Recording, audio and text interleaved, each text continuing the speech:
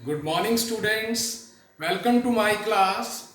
In the last video lecture, I taught you present indefinite tense, जिसे the simple present tense भी कहते हैं और हिंदी में वर्तमान अनिश्चित काल भी कहते हैं। मैंने आपको लास्ट वीडियो लेक्चर में बताया कि जो प्रेजेंट इंडेफिनिट टेंस है, इसकी हिंदी में रिकॉग्निशन हर वाक्य के अंत में ता है, ती है, ते आएगा। और इंग्लिश में रिकॉग्निशन आपको बताई थी वर्ब की फर्स्ट फॉर्म, या अगर हमारा subject he, she, it, any name और सिंगुलर होगा तो वर्ब की फर्स्ट फॉर्म के साथ एस या ईएस आएगा। ठीक है। और नेगेटिव में डू नॉट या डज नॉट का प्रयोग किया जाएगा अकॉर्डिंग टू सब्जेक्ट, और इंटेरोगेटिव में डू और डज को बाहर लेके आएंगे अकॉर्डिंग टू सब्जेक्ट। इतना मैंने आपको कराया। और इसके बाद मैंने 4 आपको pattern of making the sentences in present indefinite tense कराए थे, जिसमें अफर्मेटिव सेंटेंसेस जो कि पॉजिटिव सेंटेंसेस भी कहलाते हैं वो मैंने आपको कराए थे।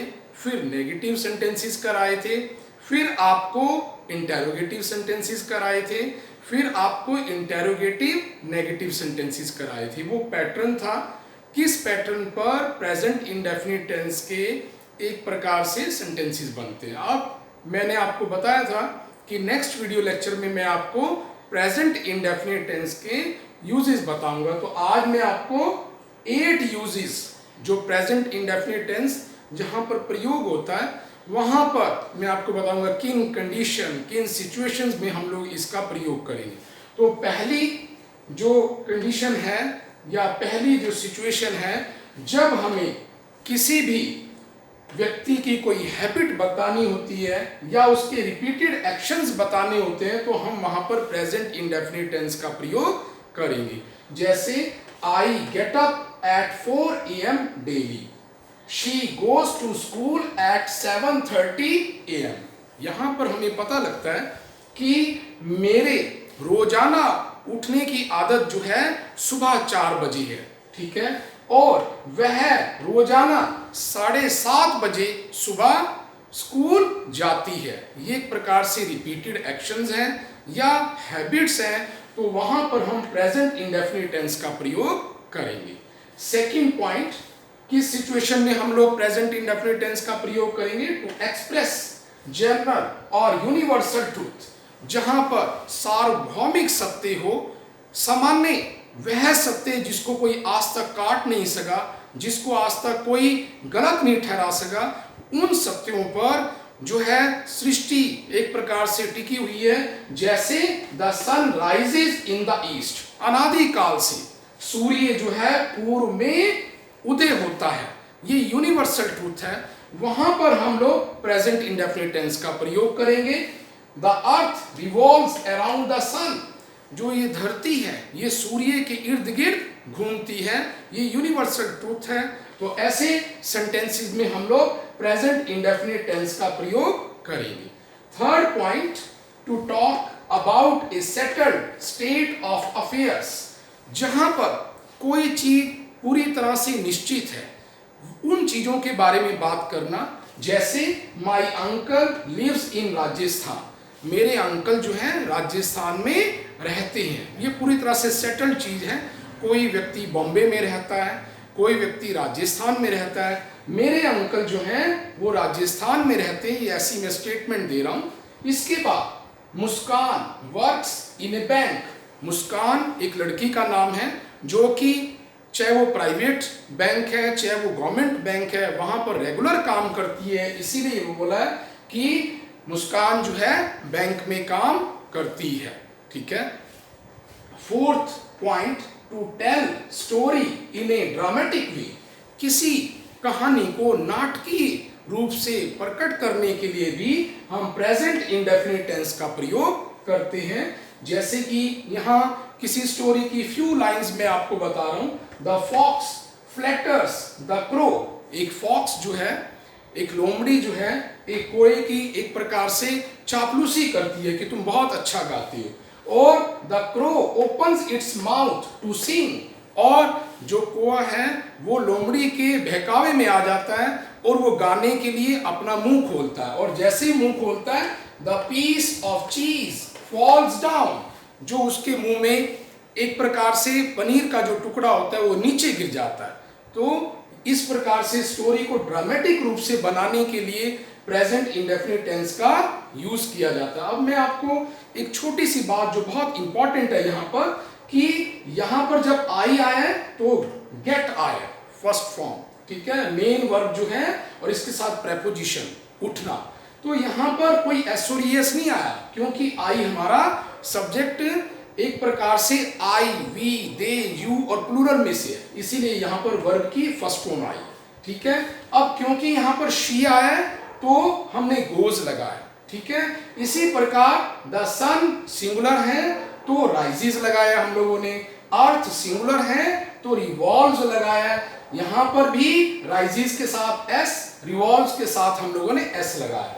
अब द फॉक्स एक प्रकार से, इसके बाद जो थर्ड सेंटेंस है माय अंकल सिंगुलर है इसलिए लिव्स आया है यहां पर, और मुस्कान किसी का नाम है इसीलिए वर्क्स आया है, और इसी प्रकार से द फॉक्स सिंगुलर है, फ्लैटर्स एस आया है, क्रो सिंगुलर है, ओपन्स आया है, और यहां पर द पीस ऑफ चीज एक टुकड़ा है सिंगुलर है, फॉल्स डाउन आया। ये बातें मैंने आपको इसीलिए बताई हैं क्योंकि ये प्रेजेंट इंडेफिनिट टेंस की क्वालिटी है कि अगर हमारा subject I, we, they, you plural होगा तो वर्ब की फर्स्ट फॉर्म के सेम एज इट इज आएगी, लेकिन अगर जो हमारा subject he, she, it, any, name और सिंगुलर थिंग होगा तो हम देखते हैं कि यहाँ पर वर्ब की फर्स्ट फॉर्म के साथ एस और एस आ रहा है, यहाँ पर एस आ रहा है, यहाँ पर एस आ रहा है, यहाँ पर एस आ रहा है, और यहाँ भी एस आया है, यहाँ भी एस आया है, और यहाँ पर भी एस आ रहा है,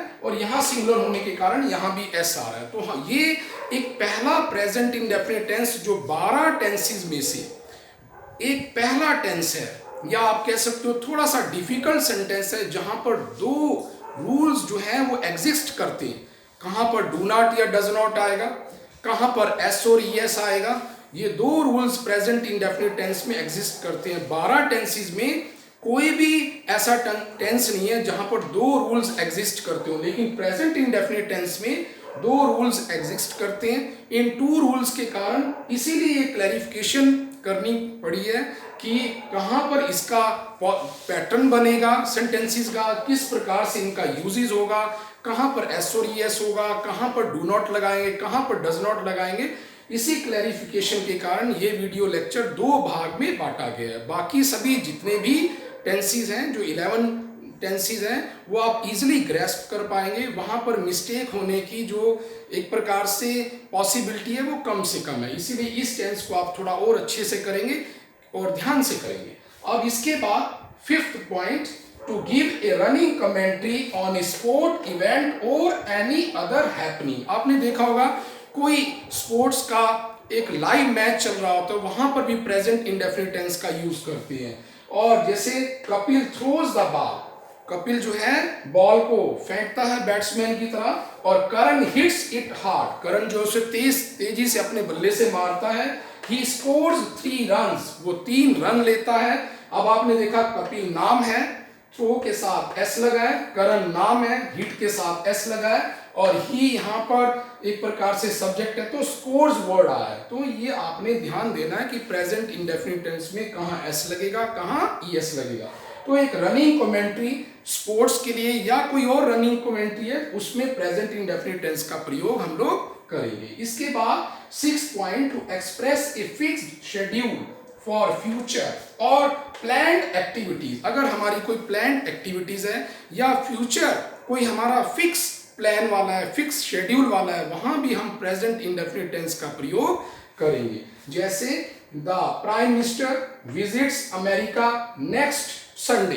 तो आपने देखा कि प्राइम मिनिस्टर ऑफ इंडिया या प्राइम मिनिस्टर किसी भी कंट्री का दूसरी कंट्री में जाता है, लेकिन उसका शेड्यूल ऑलरेडी फिक्स्ड है।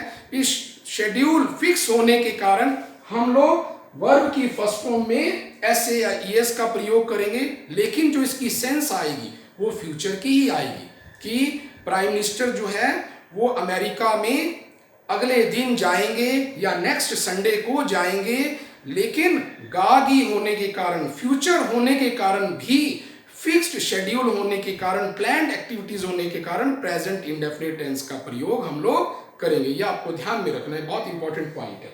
इसके बाद 7th point, in exclamatory sentences beginning with here and there. अब ये जितने भी सडन सरप्राइज वाले सेंटेंसेस हैं और वहां पर एक्सक्लेमेशन साइन भी आएगा, और कुछ वर्ड्स हैं जैसे हियर एंड देयर, और इस प्रकार के सेंटेंस बनाते समय प्रेजेंट इंडेफिनिट टेंस का प्रयोग करेंगे। जैसे उदाहरण के लिए, हियर कम्स पद्मा, देखिए पद्मा आती है, ठीक है, और देयर द बस स्टॉप्स, वहां पर देखो बस रुकती है। और एक दूसरा सेंटेंस भी है जैसे लुक हाउ राधा सिंग्स, तो look how Radha sings mean देखो राधा कैसे गाती है। ये सब सरप्राइज वाली बातें हैं। या और हेयर और देयर में भी हम लोग प्रेजेंट इंडेफिनिट टेंस का प्रयोग करते हैं जब किसी को हम लोग सडनली कोई चीज बताते हैं। और लास्ट इंपॉर्टेंट, यहां पर अगर हमने किसी का कोटेशंस इंट्रोड्यूस कराना है, महात्मा गांधी का, जॉन कीट्स का, शेक्सपियर का, वो